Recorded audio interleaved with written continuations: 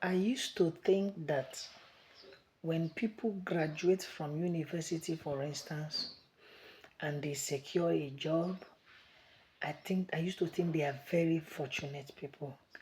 I used to call it a very big testimony. I never knew I was wrong. I used to think that when I see people doing their marriage ceremony called wedding, I used to consider them very fortunate people. I never knew I was wrong.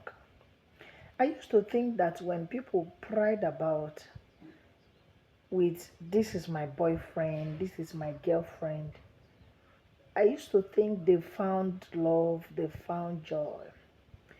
I used to think that this life is all about what you can possess, you know, until I find that out. You see, marriage is not actually a testimony until you marry the will of God. What do you think the devil is looking for? The devil can give you a man to marry. The devil can give you a woman to marry. The devil's interest is not that you didn't get married. The devil's interest is that you married the wrong person. The devil's interest is not that you didn't have a job or he should stop you from having a job. He can only stop you if that job is God's will for your life.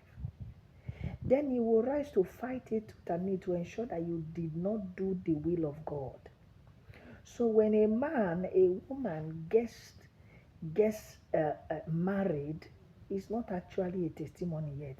We have to check beyond the marriage and consider, is he marrying, is she marrying the will of God? Number two, the work you finally got that you are working, is that the will of God for your life? Because you know why? If you go and open a business and then you call it a breakthrough, that could be the devil setting you up. That could be the devil positioning you for a trailer to run over you. God forbid, in the name of Jesus Christ. But you see, that is the truth. If you don't open your eyes to this divine wisdom, you may have every cause to regret later. When people go to the altar and they are exchanging vows on marriage, sir, they may be entering their sudden death lane. Their sudden death lane. This person would have lived a longer time if he didn't marry this woman, if she didn't marry this man. So my point is this: whatsoever you are doing, please consider the foundation. This foundation, is it the will of God for your life? Is it the will of God? Why you opened up a business is not the will of God for your life, or may not be the will of God.